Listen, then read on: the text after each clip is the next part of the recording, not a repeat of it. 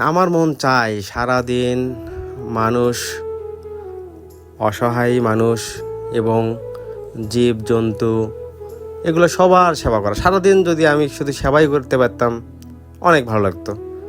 তো আমার একটু চেম্বার আছে, রুগী দেখা আছে, এই কারণে যতটুকু সময় পারি ততটুকুই আমি চেষ্টা করি।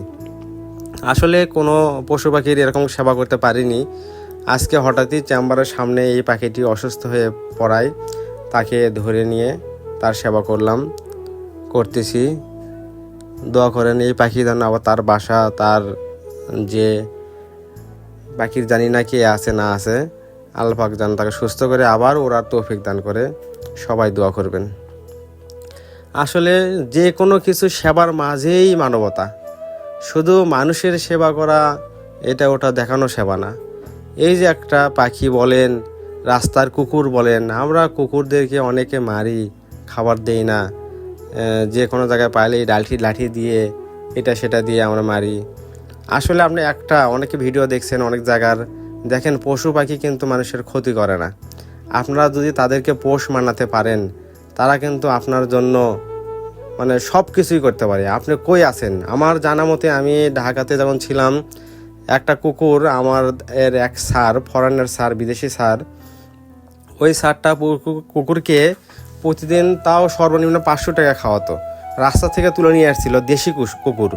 সেই কুকুরটি ধরেন কেমনে যে বুঝে ওই স্যারের গাড়ি যখন আমাদের নিচতলা আসে, যে পার্কিংয়ে আসে, এত গাড়ি রেখে ওই স্যারের গাড়ি কিভাবে যে তার কাছে যায়, উনি আসা মাত্রই তার দরজা খোলার আগেই তার কাছে যায় করে, তার কোলে ওঠে।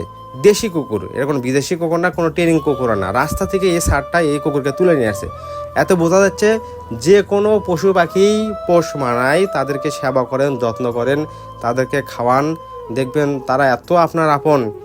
এই যে কুরবানির সময় আপনি দেখতেছেন যে অনেকেই কুরবানির গরু হাটে গরু নিয়ে গিয়ে গরুর মালিক এবং কুকুর অঝরে কান্না করতেছে।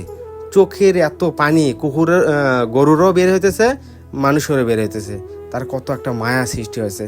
আসলে ওই ব্যক্তিটির মনে হয় যে তার যদি অনেক টাকা পয়সা থাকতো, হাজার বড় গরু হলেও, লাখ টাকা দামের, 2 লাখ টাকা দামের, 5 লাখ 10 লাখ টাকা দামের গরু হলেও সেটা বিক্রি করতো না। কিন্তু অভাবের তাড়নায় যে কোনো কারণেই সেটা বিক্রি করতে হয়। মায়া, নিজের সন্তানের চাইতেও মনে হয় বেশি মায়া করছে সেই গরুকে, সেই পশু গরুকে এত আদর করছে। আজকে বিক্রির সময়, আজ কুরবানির আজ 2 দিন আমরা অনেক ভিডিও দেখতেছি, গরু কান্না করে, এই গরুর মালিক যে আছে সেও কান্না করে। কি অবস্থা সেটাই বুঝেন যে পশু পাখি কোনো দিন, যে কোনো জীবজন্তু কোনো দিন আপনার ক্ষতি করে না। আল্লাহ তাআলা সৃষ্টি করছে সমস্ত জীবকে আমাদের মানুষের সেবা করার জন্য, ভালোবাসা, যে কোনো উপকার আসার জন্যই। আমরা যে কোনো পশু পাখি জীবজন্তু, ছোট বড়, পিঁপড়া বলেন, যাই বলেন, কাউরে বিনা কারণে মারব না, কাউরে আঘাত করব না, কাউরে হত্যা করব না। কি দরকার? পারলে তাদের আদর, ভালোবাসা, কিছু খাবার দিয়ে মানুষকে যেরকম খাওয়াবো তাদেরকেও খাওয়ানোর চেষ্টা করব। তারা তো আর আপনার কাজ কম করে না, তারা তো ব্যবসা করে না, চাকরি করে না, তাদের তো ইনকাম করে না, সে জীবজন্তু, তাদের তো জ্ঞান নেই। আমরা যা খাওয়াবো তাই সে খাবে। কাজেই আমরা অবশ্যই তাদের যত্ন নেওয়ার চেষ্টা করব, সেবা করার চেষ্টা করব। দেখবেন ওপর আল্লাহও রহমত দান করবে, সেও আপনার ভক্ত হয়ে যাবে। যে বিড়ালকে যত্ন করতেছেন, বিড়াল আপনার ভক্ত হয়ে যাবে। গরুকে যত্ন করতেছেন, গরু আপনার ভক্ত হয়ে যাবে। কুকুরকে যত্ন করতেছেন, কুকুর আপনার ভক্ত হয়ে যাবে। কাজেই আমরা সবাই ইনশাআল্লাহ, সবাই মানুষকেও সেবা করব, সমস্ত জীব জানোয়ারকেও আমরা ইনশাআল্লাহ সেবা করব। তো দোয়া করেন আমার জন্য, আমি যেন মানুষ থেকে শুরু করে সকল পশু পাখিকে আমি একটু হলেও অবসর সময় বলেন, যে কোনো সময় বলে একটু হলেও আমি সেবা করতে পারি। আর আমার এই সেবা যেন মহান আল্লাহ তাআলা কবুল করে নেয়। আপনারাও করবেন, দোয়া করি।